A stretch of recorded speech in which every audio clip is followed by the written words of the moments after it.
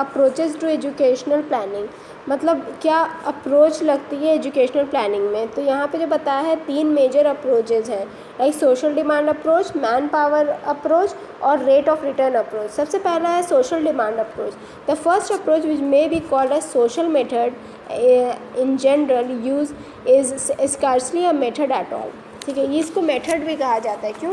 This method take educational need in term of the current demand for education at the different level and project them on the basis of population increase, age distribution, long term national और social goals and on the basis of what is known about state and consumer preferences for education.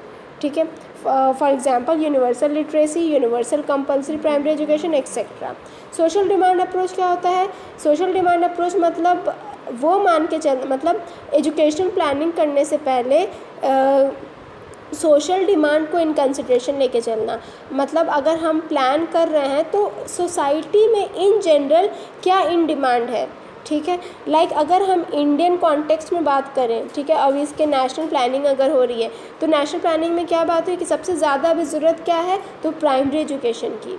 तो जब हमारा plan formulate हुआ तो पहले बात की गई universalization of elementary education. Secondary education की यूनिवर्सलाइजेशन की बात नहीं हुई, एलिमेंट्री एजुकेशन की यूनिवर्सलाइजेशन की बात की है। क्यों? क्योंकि it is a social demand. ठीक है, सोसाइटी में ये करंट डिमांड है फॉर एजुकेशन। ठीक है, ये यूनिवर्सल लिटरेसी। ठीक है, तो ये सब हो जाएगा सोशल डिमांड अप्रोच। अब यही सोशल डिमांड अप्रोच को हम स्कूल के कॉन्टेक्स्ट से भी देख सकते हैं, किसी टाउन के कॉन्टेक्स्ट से भी देख सकते हैं। तो स्कूल के भी कॉन्टेक्स्ट से ये होता है कि मतलब उस सोसाइटी, उस स्कूल का, उस कल्चर का क्या चीज़, मतलब क्या फैक्टर डिमांड में है। अब स्कूल में मान लो वीक स्टूडेंट बहुत ज़्यादा हैं, तो हम क्या कंसिडरेशन करके चल रहे हैं कि there should be a remedial class. तो डिमांड में क्या है कि वीक बच्चे बहुत ज़्यादा हैं, तो इसके लिए रिमीडियल क्लास देनी चाहिए। तो ये पूरा उसकी पॉलिसी बन गई, इस स्कूल की अब पॉलिसी बन गई कि हाँ there should be remedial class at every stage of the in the school. ठीक है, तो this is called social demand approach. ठीक है, सोसाइटी में क्या डिमांड है, जो करंट डिमांड है उसके हिसाब से एजुकेशन प्लान करना। दूसरा आता है man power approach. The focus of this approach is to focus the man power need of the economy. ठीक है, मैन पावर अप्रोच क्या होता है? जिसका फोकस होता है फोकास्ट करना man power need of the economy. मतलब यहाँ पे सीधी बात ऐसे समझे कि education is equal to man power supply. ठीक है, it stresses the outcome from the education system to meet the man power need at some future date. Man power approach ये मान के चलता है कि जितना हम जो एजुकेशन जो है, जितना हम एजुकेशन देंगे उतना मैन पावर हमारे लिए फ्यूचर डेट में आएगा। ठीक है, उतना हम मैन पावर नीड के डिमांड को मीट कर पाएंगे। ठीक है, फ्यूचर डेट में। ठीक है, जो आउटकम हमारा एजुकेशन से आ रहा है, जो रिज़ल्ट जितने लोग निकल कर आ रहे हैं एजुकेशन से, वो सीधे कहाँ जाते हैं? एज अ मैन पावर बनकर जाते हैं। ठीक है, लेबर फोर्स में जाते हैं, ये मानना है इसका। ठीक है, दिस अप्रोच एसर्ट्स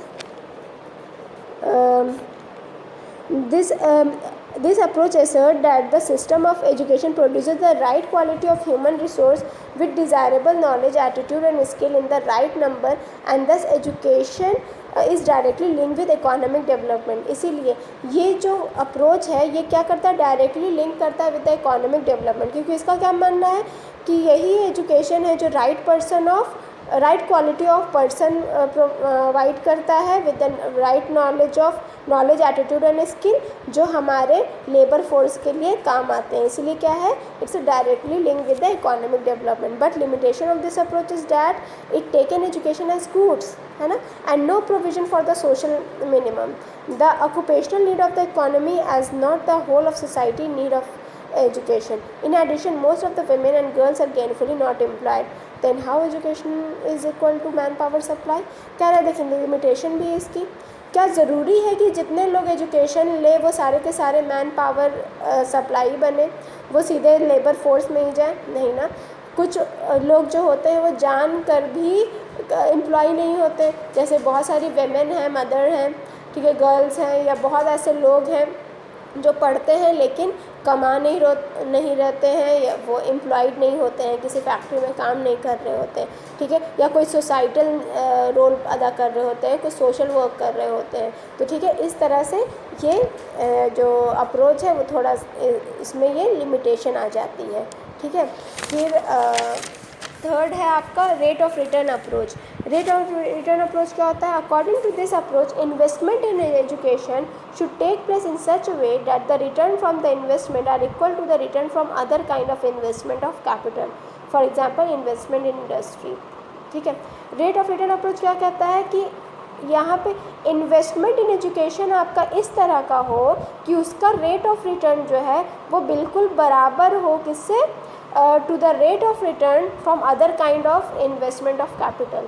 जैसे कि इन्वेस्टमेंट इन इंडस्ट्री, मतलब investment in industry is equal to investment in education, या rate of return from the investment in industry is equal to rate of return from investment in education. ये मानना that is rate of return approach. ठीक है, this principle is known as equi marginal return.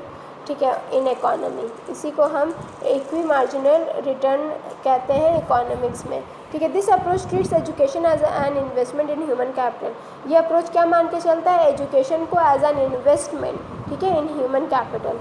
And this approach implies that if the rate of return is low, expenditure on education should be curtailed. इनका मानना यह है कि जैसा खर्च करोगे वैसा रिटर्न पाओगे, जितना आप एजुकेशन में इन्वेस्ट करोगे उतना रेट ऑफ रिटर्न आपको मिलेगा, कम एजुकेशन में इन्वेस्ट करोगे कम आपको रेट ऑफ रिटर्न मिलेगा। However in reality it is difficult to apply this approach to education due to the problem associated with measuring rate of return in education. लेकिन in reality ये इसकी limitation है ये कि this approach is not properly we can follow in education. क्यों? An educated person earning rate of return depend upon his her innate intelligence, parental, socio-economic status, motivation, aspiration, hence not easy to attribute of rate of return to education acquired। देखो, ज़रूरी नहीं है कि जितना आपने investment करा education में आपका रेट ऑफ रिटर्न उतना ही है। मान लो लोग बहुत ज़्यादा से ज़्यादा पैसा अपने बच्चे में डॉक्टरी में लगा दे, लेकिन बच्चे में उतना इंटेलिजेंसी नहीं है, उतना क्या कहते हैं उसको, एटीट्यूड ही नहीं है, उतना मोटिवेशन ही नहीं है कि वो इतना उससे अर्न कर सके। ठीक है, तो ये यहाँ पे फेलियर हो गया। या तो कुछ इन्वेस्टमेंट माँ बाप ने नहीं करा बच्चे के एजुकेशन में, लेकिन बच्चा इतना इंटेलिजेंस है, इतना मोटिवेटेड है, इतना डिटरमिन्ड है कि उसका रेट ऑफ रिटर्न बहुत हाई हुआ। ठीक है, तो रेट ऑफ रिटर्न अप्रोच ये हुआ।